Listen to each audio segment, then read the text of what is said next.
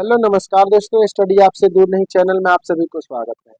आज हम लोग नेक्स्ट वीडियो लेकर के आ गए जो 46वीं एंड 47 जो बीपीएससी का एग्जाम हुआ था उसका पीवाईक्यू है। और ये पीवाईक्यू से ये फायदा होता है कि आपका किस तरह से बिहार से क्वेश्चन उठाता है उसके बारे में आपको नॉलेज हो जाता है। अगर बिहार के वो सभी प्रश्न के बारे में अगर जानकारी आपको मिल जाता है तो आप उसी टॉपिक को पढ़िएगा, सफलता जरूर मिलेगी। इसीलिए अगर अभी फिलहाल में TRE 4 का तैयारी कर रहे हैं तो उसके लिए भी बहुत ज़्यादा इम्पोर्टेंट होने वाला है, क्योंकि TRE 4 का नोटिफिकेशन 22,388 पदों के लिए आ चुका है और अब समय बहुत कम है। कभी भी नोटिफिकेशन देखने को मिल जाएगा, आपका फॉर्म फिलअप हो जाएगा, एग्जाम का डेट कभी भी निकल सकता है। तो रोस्टर अभी जारी नहीं हुआ है, तो नोटिफिकेशन ही दिया गया है, उसमें चेंजिंग होते रहता है। बिहार में हुआ, इसीलिए बिहार में अगर जितना पहले आप किसी नौकरी को ले लेते हैं तो आप समझिए कि बड़े अच्छे हैं। अदरवाइज आपको बिहार के नेता इतना चूसेंगे कि आप खुद अपने आप से कहिए कि हम कहाँ से कहाँ ऐसे हो गए। आपको खुद पे तरस आएगा कि पढ़ाई लिखाई कैसी है। तो इसीलिए जो पोस्ट आए उससे आप लोग प्रिपेयर पहले रहिए ताकि आपको सफलता पहले मिल जाए। चलिए वीडियो को स्टार्ट करते हैं। हम लोग पहले प्रश्न को जिक्र करते हैं और इसमें जो भी आपके 40+ क्वेश्चन हम लोग लिए हैं सभी इंपॉर्टेंट है। तो पहला क्वेश्चन आपके स्क्रीन पे पहला प्रश्न कह रहा है कि फरवरी 2005 के बिहार विधानसभा चुनाव का अंतिम चरण कितने सीटों के लिए हुआ था। यानी जो अंतिम चरण हुआ था उसमें कितने सीट के लिए चुनाव किया गया था। तो आपको सबसे पहले ये जान लेना चाहिए ये चुनाव हुआ कब था। तो बिहार में 2005 के समय हुआ था और 3 चरणों में हुआ था। और 3 चरण में पहला चरण जो हुआ था आपका 3 फरवरी को हुआ था। दूसरा चरण का बात करें 15 फरवरी को हुआ था। और तीसरा चरण का बात करें तो आपका 23 फरवरी को हुआ था। ठीक है, 23 फरवरी को हुआ था। यानी 3 फरवरी 2005, 15 फरवरी 2005 और 23 फरवरी 2005, 3 चरणों में ये 2005 का विधानसभा का चुनाव हुआ था। और इसमें कितने सीटों के लिए चुनाव लड़ा गया था तो आपको पता होना चाहिए 93, यानी ऑप्शन नंबर सी इसका करेक्ट जवाब हो जाएगा। 93 सीटों के लिए यह चुनाव 2005 का चुनाव किया गया था। नेक्स्ट प्रश्न हम लोग देखेंगे। नेक्स्ट प्रश्न क्या कह रहा है, वर्ष 2001 की जनगणना के अनुसार जनसंख्या घनत्व का आरोही क्रम में पहला जिला कौन है। अवरोही क्रम का मतलब होता है घटते, इन जनसंख्या घटते क्रम के अनुसार हमको पहला क्रम के बारे में बताना है। तो पहला क्रम कौन सा हो जाएगा, तो वो पहला अवरोही क्रम यानी पहला नंबर 1 वाला हो जाएगा आपका दरभंगा। क्या हो जाएगा, दरभंगा। दरभंगा के बाद कौन हो जाएगा, तो कहिएगा दरभंगा के बाद सारण हो जाता है आपका। सारण के बाद कौन हो जाएगा, तो कहिएगा सर सिवान हो जाता है। सिवान के बाद कौन होता है, तो कह दीजिएगा समस्तीपुर। यानी दरभंगा, सारण, सिवान, समस्तीपुर ये आपका जनसंख्या घटते क्रम से है। तो दरभंगा पहला ऑप्शन इसमें देखिए, ऑप्शन ए बी नहीं दिया है, ऑप्शन नंबर क्या दिया है, तो कहिएगा सर ऑप्शन नंबर डी इसका करेक्ट जवाब हो जाएगा। लेकिन वही क्वेश्चन अगर आपसे कहता 2011 के अनुसार घटते क्रम, 2011 के अनुसार प्रथम जो घटते क्रम था कौन सा था, शिवहर था। ठीक है, शिवहर था। दूसरा का बात करें तो दूसरा शिवहर के बाद पटना आपका हो जाता। और पटना के बाद तीसरा का बात करें तो कहिएगा सर तीसरा जो होता दरभंगा था 3 नंबर पे। ठीक ना, ये आपका घटते क्रम में पहला में आ गया है जो 3rd नंबर पे था। अगला प्रश्न का जवाब बताइए, तेरा निम्नलिखित में से कौन सी नदी बिहार और उत्तर प्रदेश की सीमा में सीमा रेखा बनाती है। ये देखिए उत्तर प्रदेश में जो सीमा रेखा बनाती है उस नदी के नाम आप लोग को जानना बहुत जरूरी है, क्योंकि उत्तर प्रदेश और बिहार के बीच से सीमा बनाने वाली नदी वो है करमनाशा। यानी करमनाशा ऑप्शन नंबर बी इस क्वेश्चन का सही जवाब हो जाएगा। बात करें कोसी नदी का, कोसी नदी को समझिए कि बिहार का यह नेपाल से निकल करके बिहार के सुपौल, सहरसा, मधेपुरा, खगड़िया जिला से होकर के गंगा में जाकर के मिलती है। और इसको हम क्या कहते हैं, तो कोसी को बिहार का शोक भी कहा जाता है। बिहार का शोक यानी जब बहती है तो बिहार में एकदम शोक प्रकट यानी तहस नहस करके रख देती है। ठीक ना। बात करें पुनपुन नदी का, तो ये पुनपुन नदी जो है आपका छोटे नागपुर यानी झारखंड के छोटे नागपुर क्षेत्र से एंट्री लेता है। ठीक है, फाल्गु नदी है, फाल्गु नदी रंजना नदी के नाम से भी जाना जाता है। और यही पे गौतम बुद्ध को क्या हुआ था, ज्ञान की प्राप्ति हुई थी। नेक्स्ट प्रश्न देखिए 4 नंबर, बिहार और उत्तर प्रदेश के बीच सीमा बनाने वाली नदियों में कौन शामिल नहीं है? तो आपको पता है करमनाशा, अभी जस्ट हम लोग ऊपर पढ़े। करमनाशा क्या था? ये बना रहा था। घाघरा बनाता है, गंडक भी बनाता है, यानी ये तीनों बनाता है, लेकिन सोन का बात करें ये सोन जो है आपका नहीं बनाता है। इसी प्रकार से इस क्वेश्चन का सही जवाब हो जाएगा ऑप्शन नंबर डी। चलिए नेक्स्ट प्रश्न देखते हैं हम लोग। नेक्स्ट प्रश्न क्या कर रहा है, वर्ष 2002 के अनुसार बिहार की जन्म दर प्रति हजार कितना था? यानी जन्म दर का बात कह रहा है कि बिहार का जो जन्म दर था वह कितना प्रति हजार था, ये क्वेश्चन आपको बताना है। तो कहिएगा सर ऑप्शन नंबर सी इसका सही जवाब हो जाएगा। 30.9 is the correct answer of this question. हम लोग नेक्स्ट क्वेश्चन देखते हैं। नेक्स्ट क्वेश्चन क्या कह रहा है कि 1 जनवरी 2003 को बिहार में कोयला का अनुमानित भंडार कितना था? यानी 1 जनवरी 2003 तक बिहार में कितने कोयले का अनुमान था और कितना था? तो ये कहिएगा sir 160 ton. Option number C इस क्वेश्चन का सही जवाब हो जाएगा। Next question is on your screen. कह रहा है बिहार की कुल श्रमिक में कृषि श्रमिकों की अनुपात कितनी है? यानी कृषि श्रमिक यानी खेतों में काम करने वाले मजदूरों के अनुपात के बारे में पूछ रहा है। तो कहिएगा सर ये ऑप्शन नंबर डी हो जाएगा। बिहार में कृषक श्रमिकों मजदूरों की संख्या जो है 48.18 है, यानी 48.18 48.18% इसका हो जाता है। और बात करें कि बिहार में प्रमुख फसलें क्या है, तो कहिएगा सर यहाँ के धान प्रमुख फसल है, गेहूं प्रमुख प्रमुख फसल है, उसके अलावा मक्का प्रमुख फसल है, और दलहन भी बहुत अधिक मात्रा में उगाया जाता है। सबसे ज्यादा यहाँ का खाद्यान्न फसल के रूप में धान को जाना जाता है। चलिए नेक्स्ट प्रश्न देखते हैं। भारत में सर्वाधिक अश्रय यानी माइका उत्पादन किस राज्य में होता है? यानी माइका भारत में सबसे ज्यादा कहाँ उत्पादित किया जाता है? ये प्रश्न आपसे पूछा है। इस क्वेश्चन का सही जवाब हो जाएगा माइका जो है भारत में सबसे ज्यादा बिहार में उत्पन्न किया जाता है। ऑप्शन नंबर बी इसका करेक्ट जवाब हो जाएगा। बात करें झारखंड का, तो झारखंड का स्थापना 15 नवंबर 2000 सन में किया गया था, जो बिहार से अलग हुआ था। ठीक ना, बिहार से अलग हुआ था। वहीं बात करते हैं राजस्थान की, तो राजस्थान में बहुत सारे खाने पाई जाती है। संगमरमर के पत्थर यहीं से लाए गए थे, जो ताजमहल बनाया गया था। पहले इसका नाम उड़ीसा हुआ करता था, अभी ओडिशा है। ठीक है, नेक्स्ट प्रश्न है, आप अगर अंग्रेजी शासन काल में बिहार किस उत्पादन के लिए प्रसिद्ध था? यानी जब अंग्रेजों का शासन हुआ करता था क्वेश्चन नंबर 9 के अनुसार, तो बिहार किसका सबसे ज्यादा उत्पादन किया करता था? ये क्वेश्चन आपसे पूछा है। तो कहिएगा सर उस समय अफीम के लिए बहुत ज्यादा प्रसिद्ध था। ऑप्शन नंबर सी इसका करेक्ट जवाब हो जाएगा। और चाय जो था आपका असम में किया जाता था, ये पश्चिम बंगाल साइड में, और ये पूरे अपने बिहार में। चलिए अफीम ऑप्शन नंबर सी इसका सही जवाब हो जाएगा।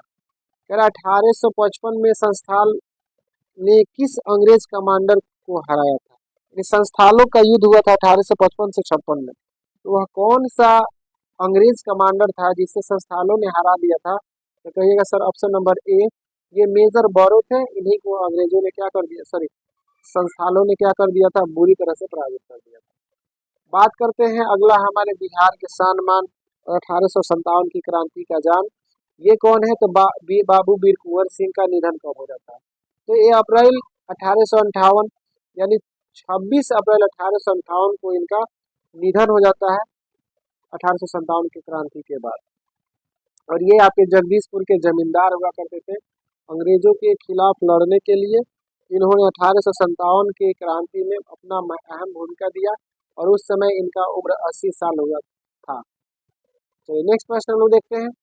नेक्स्ट प्रश्न है कि फणीश्वर नाथ घोष ने हिंदुस्तान सोशलिस्ट रिपब्लिकन आर्मी की बैठक में कब भाग लिए थे?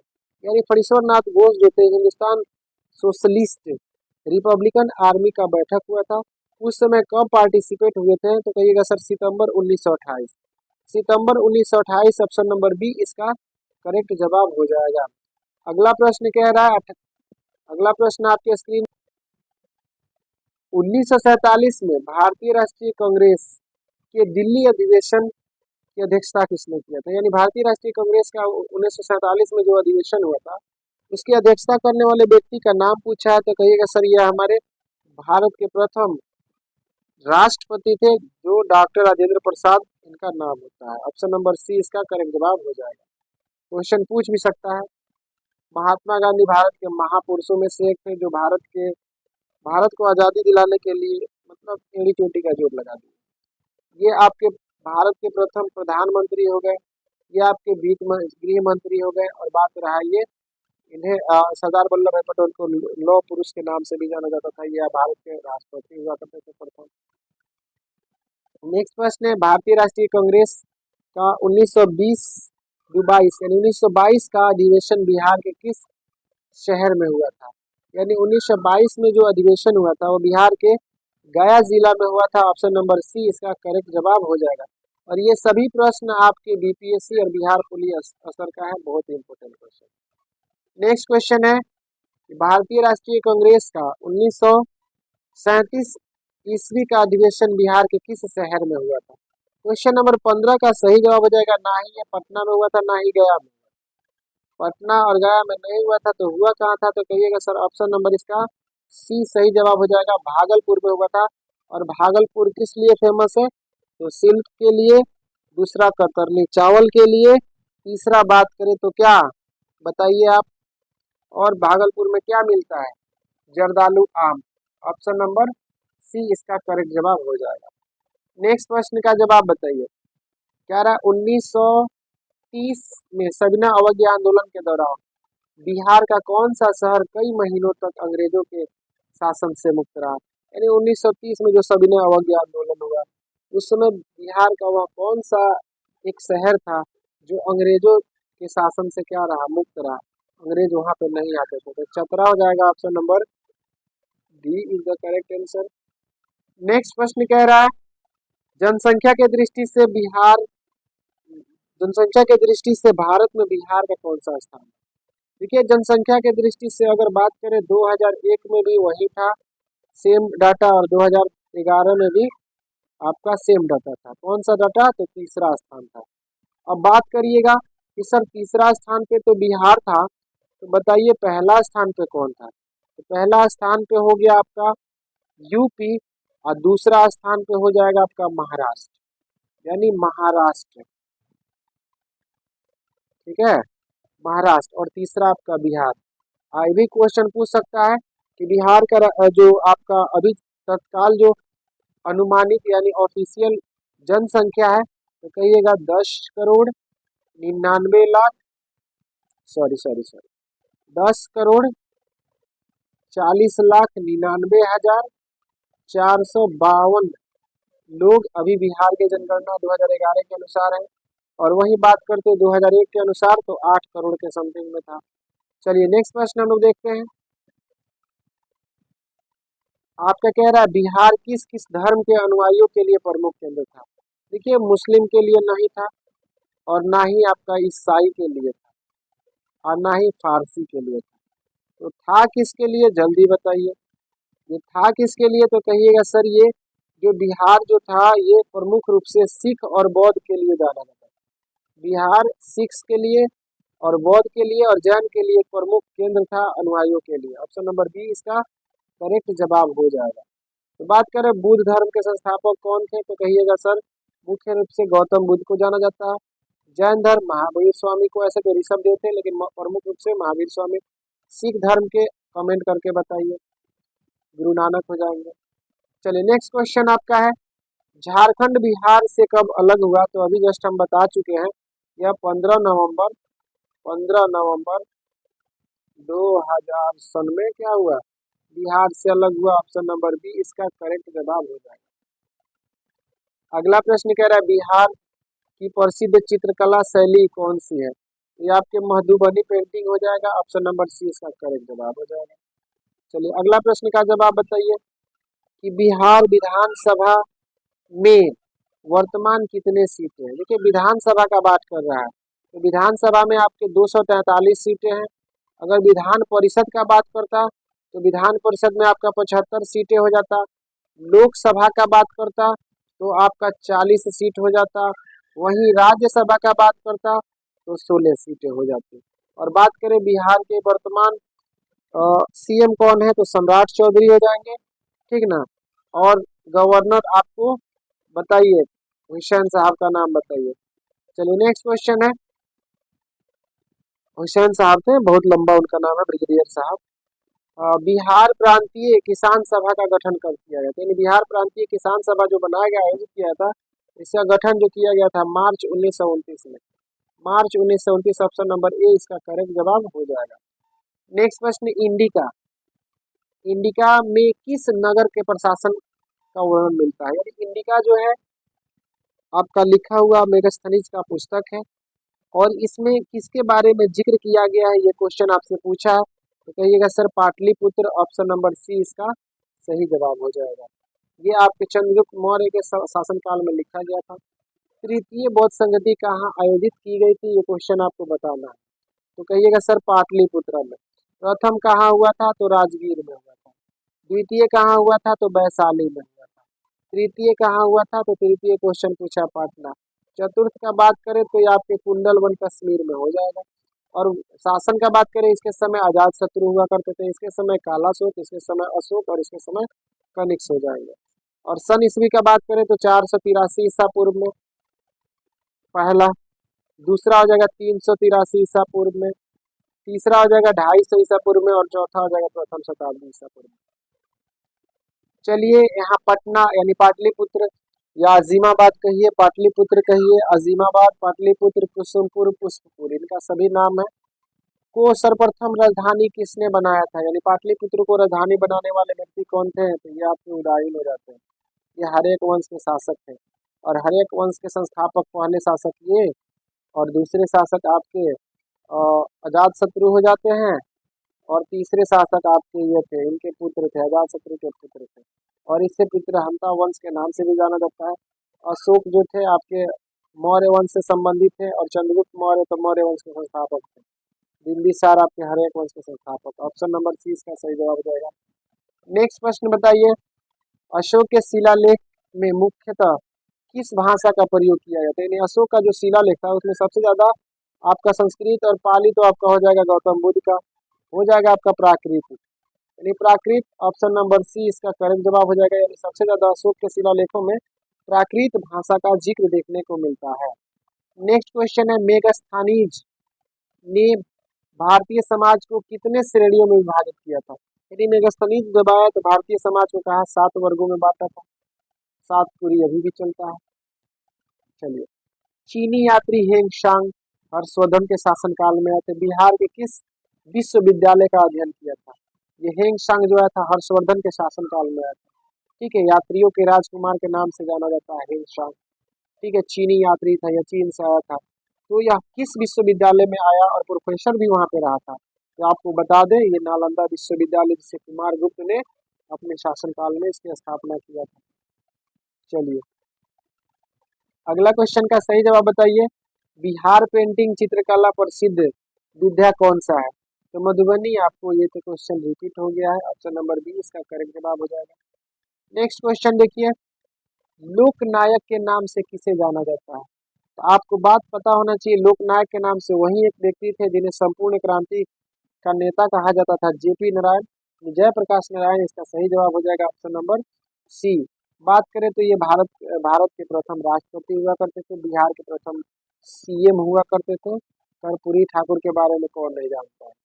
चलिए नेक्स्ट क्वेश्चन, स्वतंत्रता पूर्व बिहार में समाजवादी विचारधारा के प्रचार का श्रेय किसे दिया गया था? जब जैसे स्वतंत्र हुआ बिहार में समाजवादी प्रचार की विचारधारा प्रकट कराने वाला व्यक्ति कौन थे? तो जयप्रकाश नारायण और JP Singh, doctor PC Singh हो जाएंगे, ऑप्शन नंबर सी इसका सही जवाब हो जाएगा। अगला प्रश्न और इम्पोर्टेंट प्रश्न, बिहार ब्रिटिश शासन काल में बिहार में कृषक वर्गों का वर्गीकरण करें, यानी बिहार में जो कृषक वर्ग थे उनकी स्थिति कैसी थी? तो 32 नंबर क्वेश्चन का सही जवाब हो जाएगा पंचमुखी हो जाएगा, ऑप्शन नंबर सी। अगला प्रश्न का जवाब बताइए कि निम्नलिखित में से कौन सा बिहार के भौतिक विभागों में शामिल नहीं था? यानी बिहार के भौतिक विभागों से परे कौन सा था? तो पूर्वी गंगा मैदान, ऑप्शन नंबर सी इसका करेक्ट जवाब हो जाएगा। अगला प्रश्न का जवाब बताइए, बिहार में गंगा नदी में उत्तर दिशा से मिलने वाली कौन सी नदी है? यानी बिहार में उत्तर साइड से, देखिए उत्तर साइड से आपका पुनपुन नहीं होता है, गंडक हो जाएगा, कमला, उसके बाद से इसमें थोड़ा सा दिक्कत हो गया, यानी उत्तर साइड से ये नहीं आती है। ये आपका कमला आती है, बागमती भी आती है, गंडक, यानी ऑप्शन नंबर यही हो जाएगा। ठीक ना, ऑप्शन नंबर बी इसका सही जवाब हो जाएगा। ये तीनों जो है उत्तर नदी से मिलती, उत्तर साइड से मिलती है। अगला प्रश्न है, बिहार के किस क्षेत्र में बांगर मिट्टी पाई जाती है, यानी बिहार का वह कौन सा क्षेत्र है जहाँ बांगर मिट्टियों का प्रचुर मात्रा पाया जाता है? तो कहिएगा सर पूर्णिया, सहरसा, दरभंगा और मुजफ्फरपुर जिले में। ऑप्शन नंबर बी इसका सही जवाब है। अगला प्रश्न का जवाब, बिहार में कुल सिंचित भूमि का लगभग कितना प्रतिशत नहरों द्वारा किया जाता है, यानी सब नहरों द्वारा सिंचाई कितना किया जाता है बिहार में? तो आप कहिएगा सर ये 37%। ऑप्शन नंबर सी इसका सही जवाब हो जाएगा। बिहार में अबरख यानी माइका किस जिले से प्राप्त किया जाता है? भारत में सबसे ज्यादा अबरख जो है बिहार में पाया जाता है, और ये किस जिला में? इसका सही जवाब हो जाएगा, कहेगा सर ऑप्शन नंबर ए गया में। ऑप्शन नंबर ए गया इसका करेक्ट जवाब हो जाएगा। अगला, बिहार में स्वर्ण यानी गोल्ड किस जिले को कहा जाता है, यानी जहाँ से सोने प्राप्त किए जाते हैं? तो कहिएगा sir option number C Munger से प्राप्त किया जाता है। चलिए अगला प्रश्न का जवाब बताइए, बिहार में डोलोमाइट किस जिले में मिलता है, यानी बिहार का कौन सा जिला है जो डोलोमाइट के लिए प्रधान है? तो रोहतास जिला हो जाएगा। ऑप्शन नंबर बी इसका करेक्ट जवाब। अगला क्वेश्चन का जवाब बताइए, पेट्रोलियम, बिहार में पेट्रोलियम किस जिले में, पेट्रोलियम किस जिले से संबंधित है? तो आपका पूर्णिया कटिहार नहीं हो जाता है, होगा क्या? तो कहिएगा सर पेट्रोलियम के लिए तो आपका किशनगंज हो जाएगा। ऑप्शन नंबर सी इसका करेक्ट जवाब हो जाएगा। बिहार में कागज और लुगदी उद्योग किस नगर में, यानी कागज का जो लठ बनाया जाता है उस किस जिले में है, क्वेश्चन पूछा है? तो कहिएगा सर डोलमिया नगर। ऑप्शन नंबर बी इसका करेक्ट जवाब हो जाएगा, यहीं पे लुगदिया या कागज बनाई जाती है। अगला प्रश्न का जवाब बताइए, बिहार में सिगरेट उद्योग किस नगर से संबंधित है? बिहार है तो सब कुछ बिगड़ा उड़ा सब कुछ मिल जाएगा, टेंशन मत लीजिए। बिहार अभी जस्ट देखे ना, प्रोटेस्ट में कितने बेहतरीन प्रदर्शित करके वो लोग फेमस हुए थे। तो सिगरेट उद्योग का बात करें तो बिहार में आपका दिलावरपुर हो जाएगा। ऑप्शन नंबर बी इसका करेक्ट जवाब। अगला प्रश्न का जवाब बताइए, बिहार में प्लाईवुड उद्योग कहाँ है? बिहार में प्लाईवुड का बात करें तो ये आपका हाजीपुर में हो जाएगा, जहाँ पूर्व मध्य रेलवे का मुख्यालय है। 44 नंबर क्वेश्चन का जवाब बताइए, बिहार में जूट उद्योग किस नगर में है, यानी जूट सबसे ज्यादा कहाँ उगाया जाता है? तो कहिएगा सर पूर्णिया में। ऑप्शन नंबर सी इसका सही जवाब हो जाएगा। मुजफ्फरपुर का लीची हो जाएगा, भागलपुर का सिल्क साड़ी और जर्दालू आम मिल जाएगा, कतरनी चावल मिल जाएगा। चलिए नेक्स्ट प्रश्न देखिए, बिहार की सीमा किस देश से लगती है? तो ना भूटान से, ना बांग्लादेश से, ना चाइना से लगती है, तो आपका नेपाल से। ऑप्शन नंबर सी इसका करेक्ट जवाब हो जाएगा। और लास्ट प्रश्न इसका देखते हैं हम लोग कि भौगोलिक क्षेत्रफल की दृष्टि से बिहार का कौन सा स्थान? देखिए भौगोलिक क्षेत्रफल की दृष्टि से 10वां नहीं और ना ही आपका 11वां है क्या? तो 12वां है। अब बताइए 12 नंबर में बिहार है तो पहला नंबर पता होना चाहिए, पहला नंबर में कौन आता है? देखिए सर पहला नंबर में राजस्थान आता है, राजस्थान हो जाएगा। वही बात करें दूसरा नंबर में कौन आता है? तो एमपी यानी मध्य प्रदेश हो जाएगा। तीसरा नंबर का बात करें तो महाराष्ट्र हो जाता है, कौन सा? महा हो जाएगा, महाराष्ट्र। फोर्थ नंबर का भी याद कर लीजिए, तो फोर्थ नंबर में आपका यूपी आएगा, और फिफ्थ नंबर में आपको कम से कम जो गुजरात आ जाएगा। 5 राज्यों के बारे में जानिए जिसके क्षेत्रफल बहुत बड़े हैं, और उम्मीद करते हैं इसमें जितने भी प्रश्न थे आपको पसंद आए होंगे। और पसंद की बात नहीं है, ये आपके सभी एग्जामों में देखने के लिए मिलेगा। इसीलिए चलिए मिलते हैं नेक्स्ट वीडियो में। Thank you for the watching, best of luck, जय हिंद दोस्तों।